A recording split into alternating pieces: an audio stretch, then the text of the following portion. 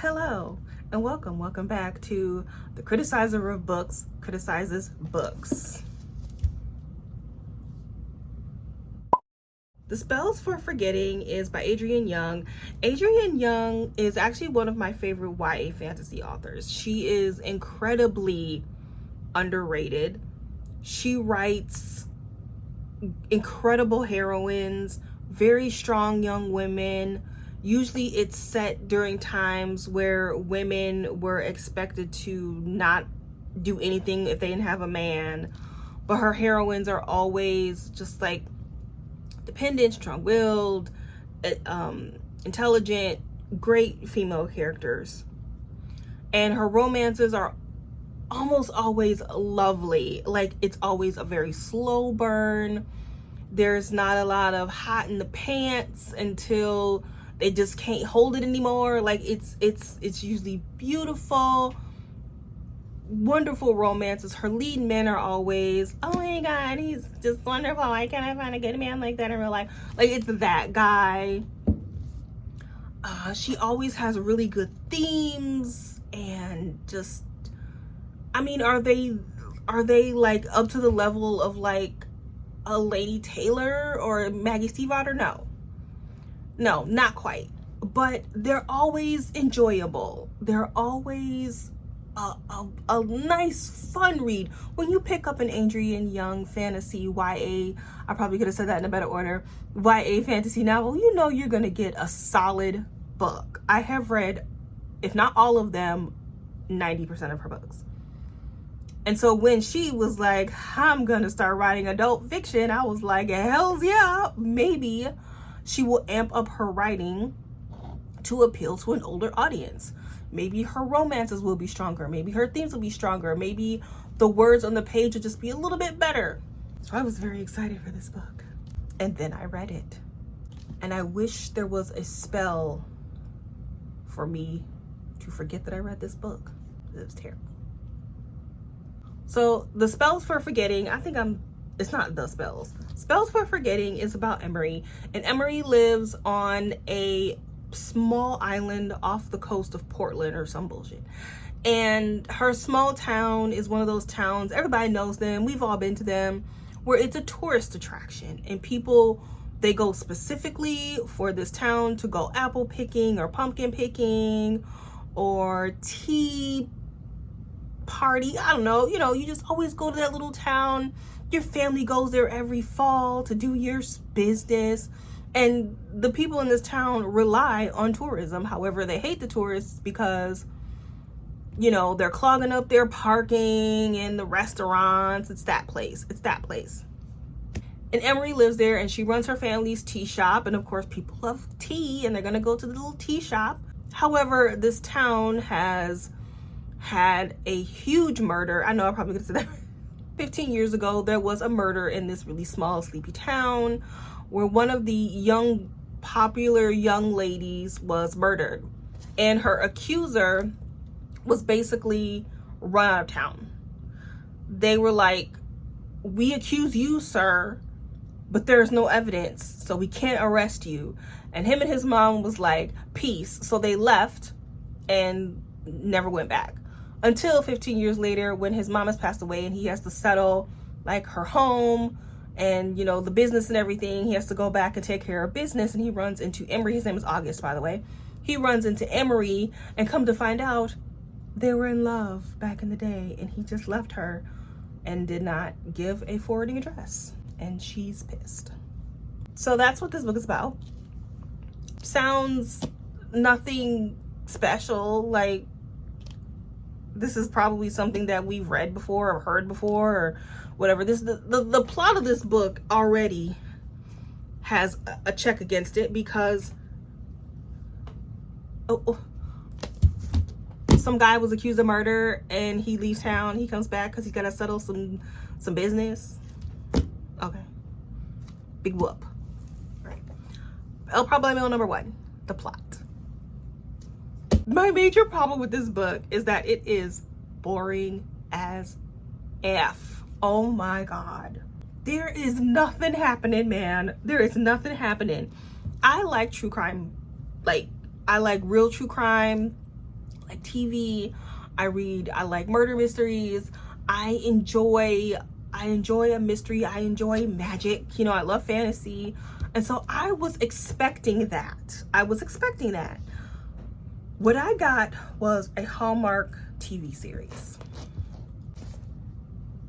If you love Hallmark TV series, you need to run to the bookstore and get this book and love it forever. If you do not like Hallmark TV shows and movies, don't read this book. That was loud. Don't read this book. Don't check it out. Don't get it on Scribd if it's there.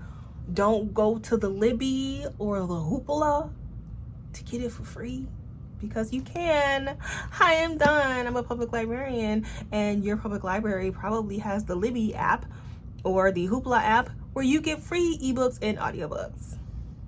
Don't check this book out with that. Don't. There is no nuance to any of these characters. Emery is dating this guy. She don't want to be dating him because he's not August. She wants August. She's pissed because he left and did not tell her he was leaving and did not contact her to where he was. She's mad. And she still hung up on it 15 years later. And that's her life. Then we have August, who he's just some guy. He's a teacher, and he just comes to town to take care of business. And he's misunderstood. He's that guy. He's misunderstood, and he's vanilla, and he ain't got nothing else going on. And then there's the town people. Nothing special about them. Nothing special about them. This is 350 pages of I don't know what, but why it needed to be that long. It probably could have been 50 pages. Now, the main mystery, you may be asking, what about that? A girl was murdered. Okay. So we are reading her story. My nail stickers are coming off, sorry. We're reading her story through flashbacks. Cool. However, Lily, that's the girl who was murdered, she's a girl that we've all read before. I'm not going to say what that is because that's a spoiler. But she's a girl that we've all read before. Fine. Maybe Adrian is going to add something a little different or special to her. No. We don't really get much of her. And when we find out what happened at the end, you're like, underwhelmed. I was underwhelmed. And then the cherry on the tippy top of the cupcake, ain't no damn magic in this book. I was promised magic. There was magic, but it was like herbal magic, if that's a thing. It's like wing of a butterfly mixed with some sage and the toe of a cat, and sprinkle this in your tea and you'll clear your acne. It's that kind of magic. Okay. That's cool. Like, on the surface, that's cool. You're like, hey, we don't really see that type of magic in books very often. You would be correct, sir or ma'am. We don't. And it's introduced in this book, but it's barely in it. She owns a tea shop. I think she's in said tea shop twice in the book. Twice. The magic is cool, but there wasn't much of it.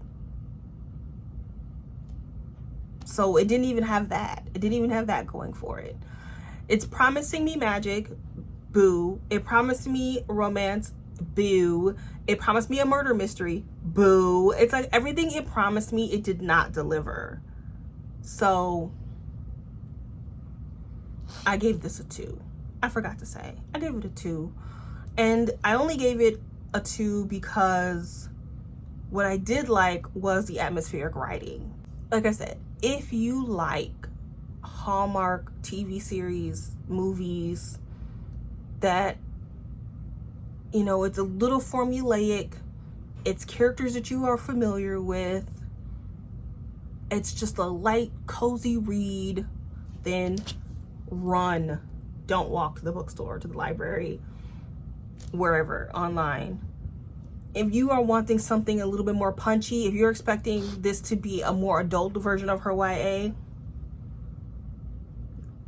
it's not. I wouldn't bother. If you expect nuance in character development and magic and beautiful writing, no, this isn't it. I would say read her YA. Her YA, in my opinion, is better than this. Like, I have given some of her YA book upwards of like 4 to 5, almost a 4.5. This, no. And this is no. All right. Thank you for joining me for the Criticizer of Books Criticizes Books, and I will see you in the next criticism. Bye-bye.